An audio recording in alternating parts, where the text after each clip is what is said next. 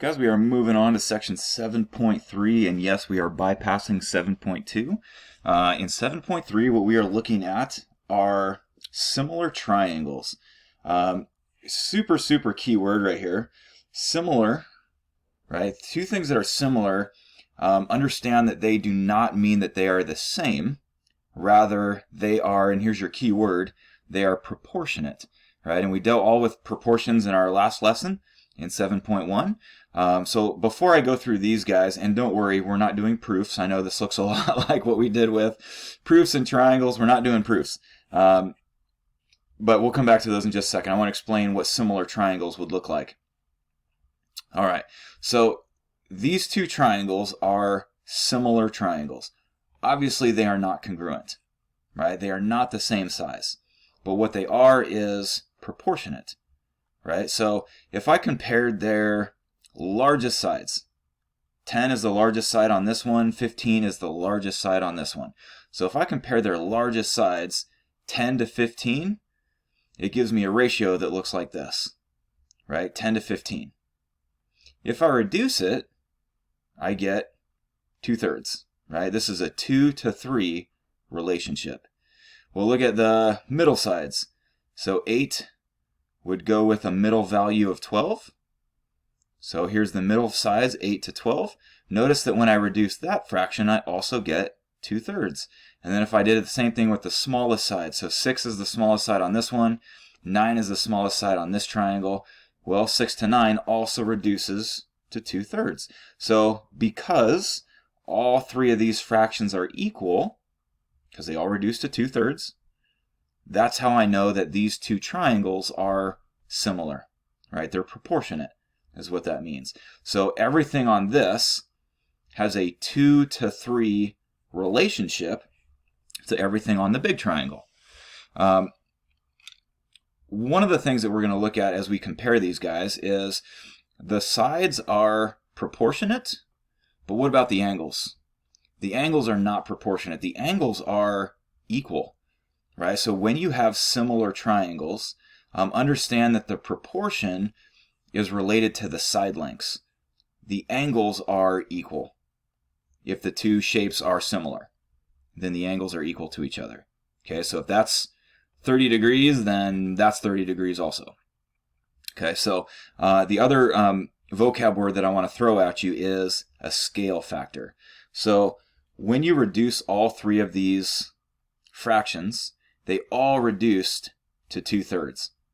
So 2/3 becomes what we call the scale factor of the two triangles.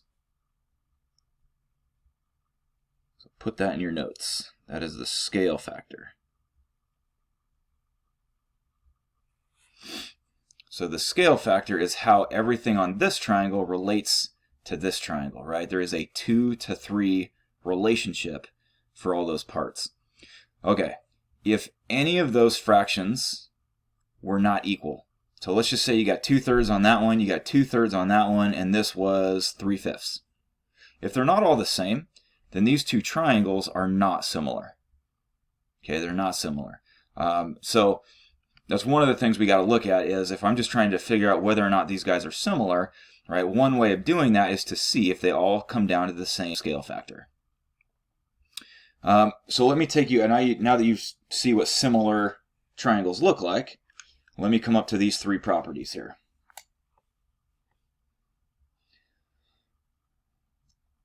So we don't always have to look at the scale factor. There's actually 3 ways of determining whether or not triangles are similar. These are your 3 ways.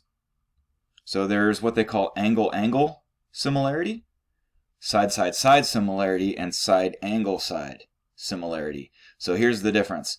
And this is super huge, so make sure that you hear me on this one. When it comes to the angles, remember that the angles must be equal. So super key word right there.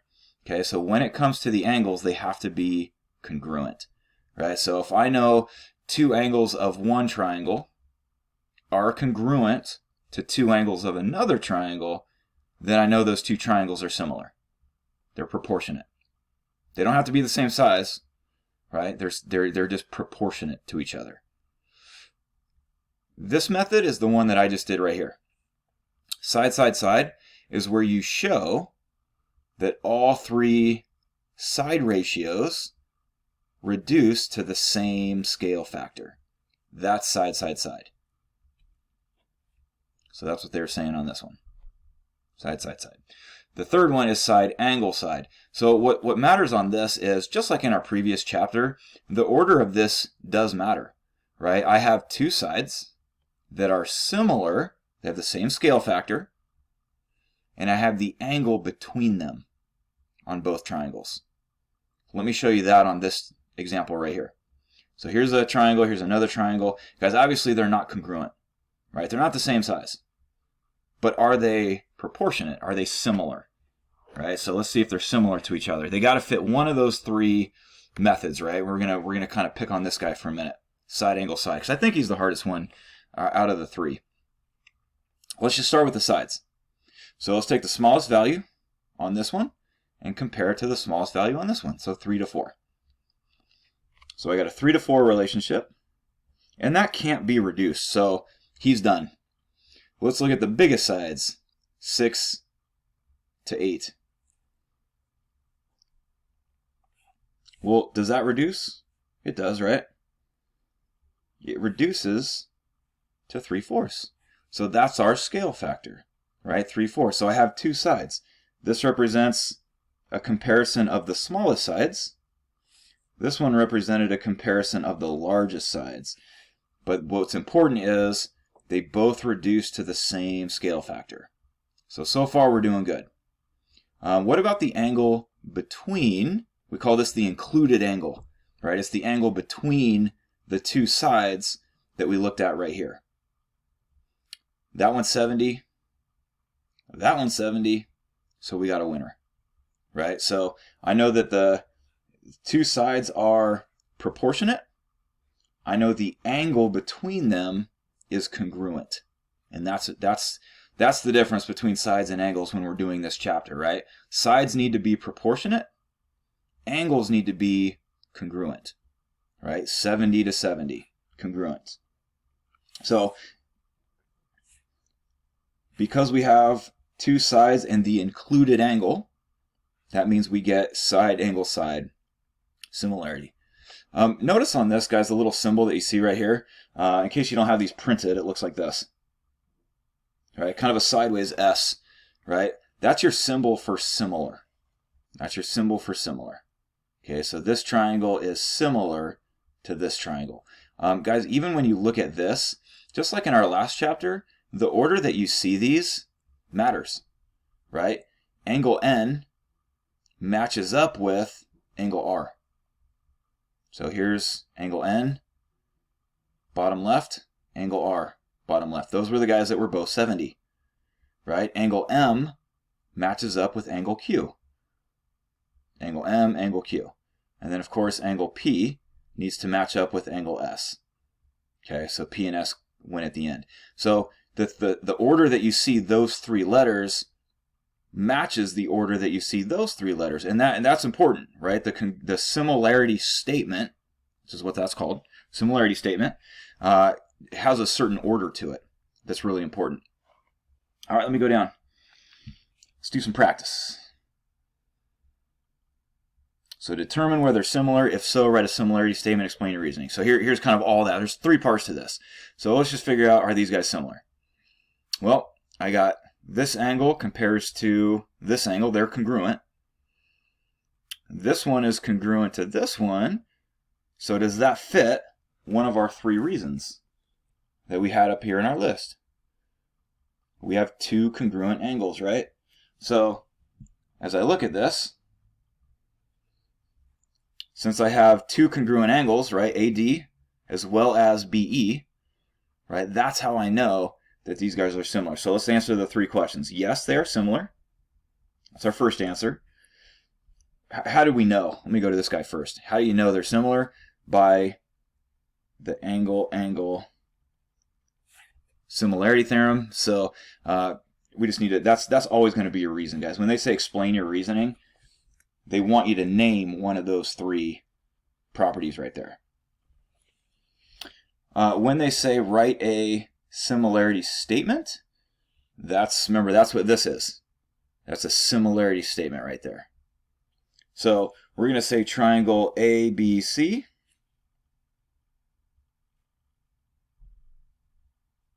is similar to what other triangle? So remember, the order matters on this. So if I said ABC, well, if A was first, what does A correspond to on the other triangle? D, right? So if I put A first on this one, then I got to put D first on this one. And if I put B second, I got to put E second. And then if C was third, then F needs to be third. And that's it. So we just got to identify those three things. So let's go on to this guy over here.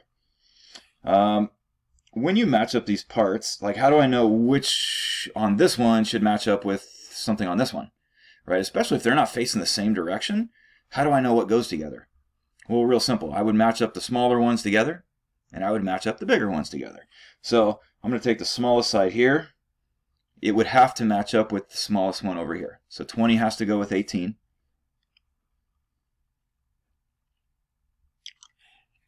And 36, the biggest one, has to go with 24, the biggest one over here.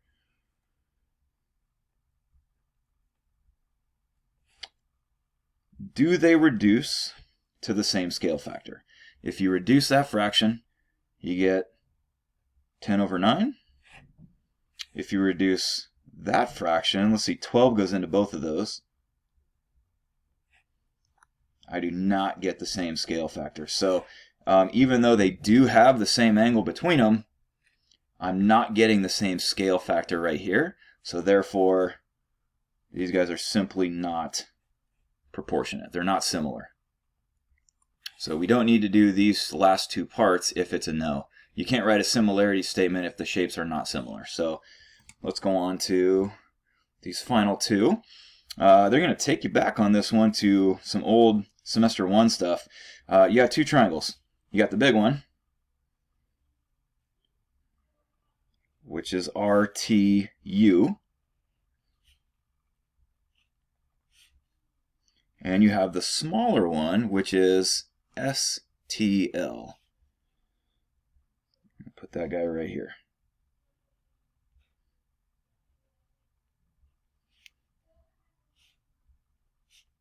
All right, so are those two triangles similar? Well, let's look at one obvious thing. The first obvious thing is they share a common angle. They both use angle T as part of their triangles. So, of course, angle T is congruent to angle T. It's the same angle. Reflexive property, you guys remember that one. Don't worry, we're not doing proofs.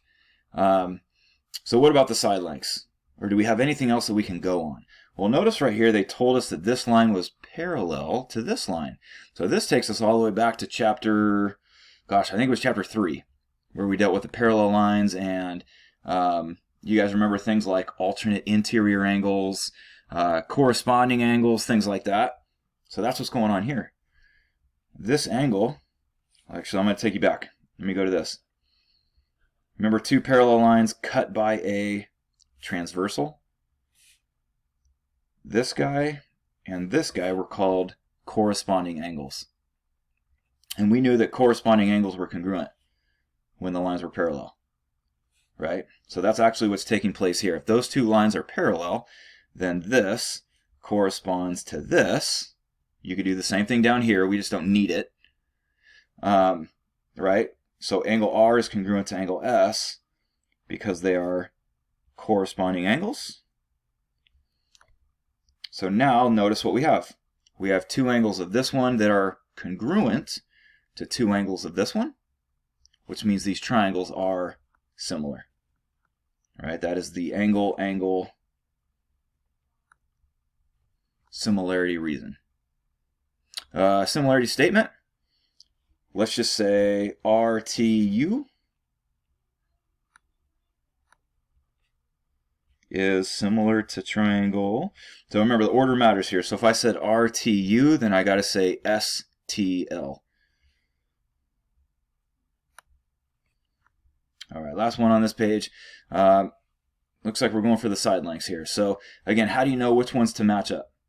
Right? Especially if you rotate these triangles and you're not sure which side goes with which side. Just go with the smallest side on the left has to go with the smallest guy on the right. Biggest guy has to go with the biggest guy, right? Things like that. So smallest side was 24. He's going to go with the smallest side over here, which is 15. The middle value of 32 has to go with the middle value of 20. Largest was 40. Has to go with the largest, which is 25. So as I look at those three fractions, let's reduce them and see if they all reduce to the same scale factor. If I reduce 24 over 15, let's see, 3 goes into both. So I got 8 over 5. What's this come out to be? Looks like 2 goes into both, 4 goes into both. 8 over 5, so we've got a winner so far. And what do we got here? 5 goes into both. 8 and 5. So notice, these guys all reduced to the same scale factor. So this is definitely a yes. And which of those three theorems did we just use? Right? We compared 3 side lengths. So this is our side, side, side similarity. So let's write a similarity statement, which would be something like triangle GHI. Similar to triangle QRS. All right, so let me go to the back page on this.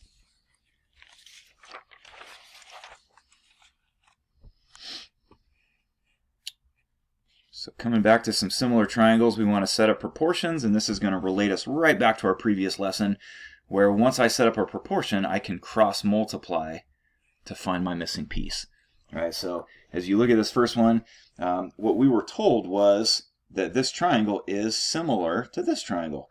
So because I'm told that, that means that the two triangles are proportionate. So I'm going to match up their corresponding parts. Remember, guys, the order of this matches the order that you see here. I know that AB matches DE. Right? I know that BC would have to go with EF. Right? So on and so on. So you can always get your setup by looking at the order in which the similarity statement was written. So what does Y compare to? Let's just start with Y. Y compares to 18, right? Because AB goes with DE. So that's where they got the Y over 18. Well, what do we compare that to? I could compare it to 18 square root 3 to X, but that would be kind of ugly, right? So let's not pick that one. Let's pick an easier one. I know that this 18 goes with that 9, right? And so that's a much easier setup than using the X, right? And so they have this simple setup right here. We cross multiply, just like we did in the last section, right? 9 times Y is equal to 18 times 18. And that's where they got this. Divide both sides by 9, and you got your answer for Y. So what about the X? Again, I know that this matches up with X. So there's the first ratio that they wrote. I know that the 18, again, goes with the 9. So there's my second ratio. And then we're just cross-multiplying again. Guys, notice on this, you can reduce, right? I don't have to leave this as 18 over 9 if I don't want to. I could reduce that to 2 over 1, and that would be way easier to work with, right? So feel free to reduce fractions before you do this and cross-multiply. I think it's a lot easier way to go. Guys, we can do the same thing with the word problems like this. The hardest part with a word problem usually is getting the drawing right. So we got a person that's 6 feet tall. So here's your height of 6 feet, right? They cast a 1.5 foot shadow. Where does a shadow lie? Shadow would be flat on the ground, right? So here's my 1.5 foot shadow. At the same time that a flagpole casts a shadow of 7 feet, right? So I have two similar triangles. And as we look at this, I'm looking at their corresponding parts to set up a proportion, right? I know the 6 goes with whatever that is. We'll call it x. So there's my first ratio. And I know with my 1.5 goes with 7. Here's my second ratio. And now we're right back into cross multiplication to figure out how tall that flagpole is. Let's try a couple on our own here to finish this off.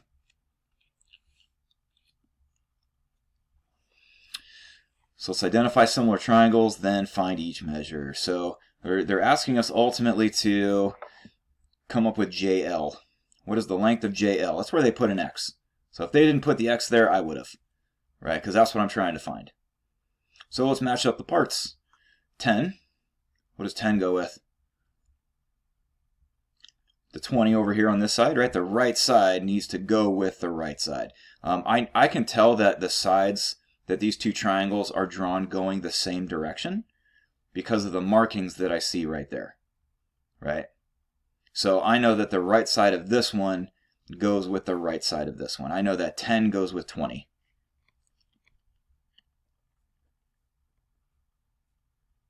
And what about my other proportion? Obviously the 13 goes with the X. And that's it. There's my setup. All I have to do is cross multiply. Don't forget, if you want to reduce first, why not? 10 over 20 is the same as 1 over 2. And I personally would much rather work with 1 and 2 instead of 10 and 20, right?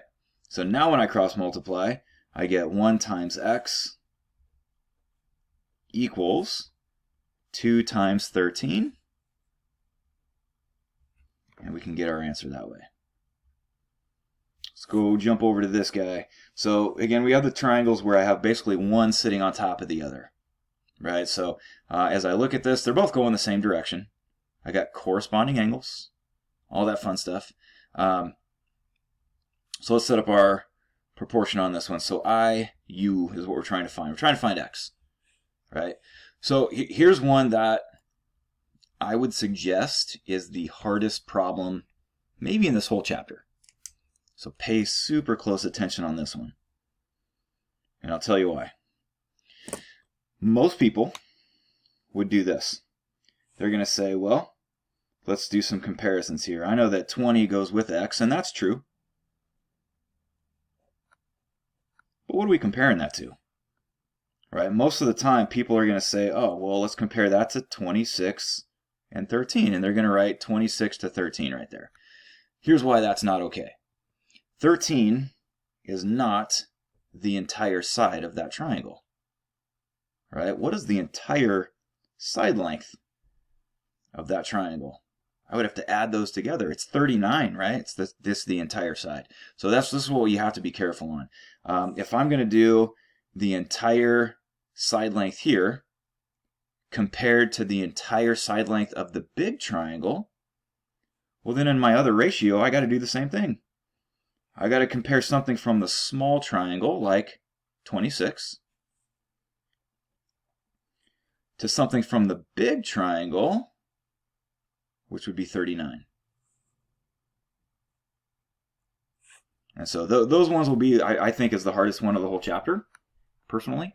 But that's just something we have to be super careful on, is remember, however you set up this ratio, you got to set up this ratio the same way.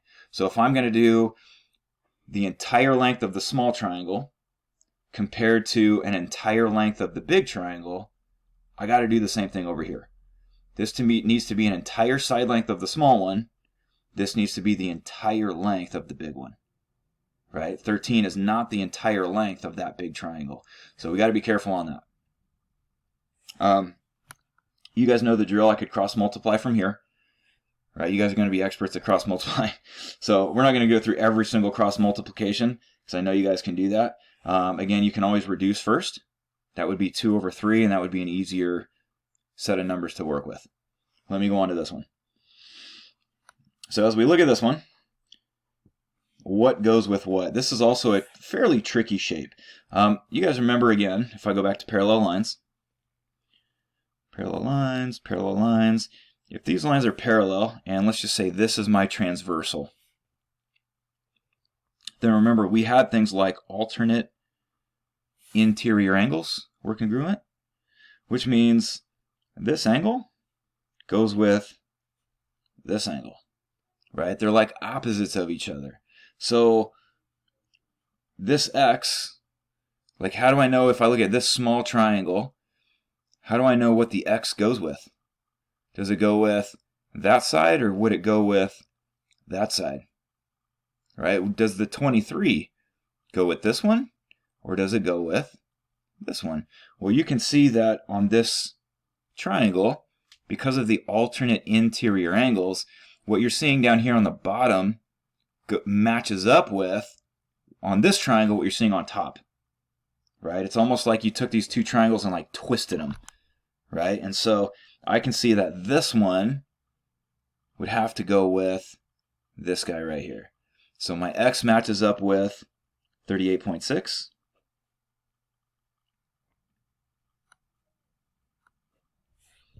And then for the other ratio, again, I'm going to go with something like this. Obviously, this side goes with this one. So 30 goes with 60. Guys, I'm going to say this one more time. Well, I'm probably going to say it a lot more times, but let me say it one more time for now. However I set up this ratio, I got to set up this one the same way. If this is something from the small triangle, and that's something from the big triangle, got to do the same thing over here. Small triangle, big triangle. Right? Make sure you're consistent with your ratios. You can't flip this and get the same answer. Also, why not reduce? Right? I would much rather work with smaller numbers when I can. It's safer and it's easier. Right? 30 over 60 is 1/2. Right? And I would much rather work with those numbers than those numbers. So now cross multiplying would be much easier if I look at it this way. One more of these guys, we're going to touch on a word problem and then we'll call it quits. All right, so here's the hard one that I was talking about earlier, right? So when you put this triangle on top of this triangle, we got to be careful on how we set these up. Okay, so let's take a look at what we got here.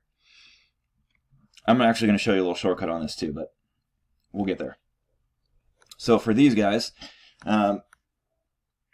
if I wanted to compare small triangle to big triangle, here's one way to do that. Again, if I'm going to go small to big on this side, I got to go small to big on this side too. So something on the small triangle like 30 would compare to what on the big triangle? Remember, it's not 10. Right? 10 is not the entire side length of that of the big triangle. What would be the entire side length of that triangle? Yeah, it'd be 40, right? You have to add those together. So 30 from the small triangle compares to 40 on the big triangle. And yes, you could reduce that to 3 over 4. Let's do the same thing down here. Something on the small triangle to something on the big triangle. Well, what would be the entire length of that segment right there for the big triangle? Well, how did we get this number? All right, we added this plus this in order to get the big triangle. Let's do the same thing down here. This entire side length is both of those things added together. 32 plus x.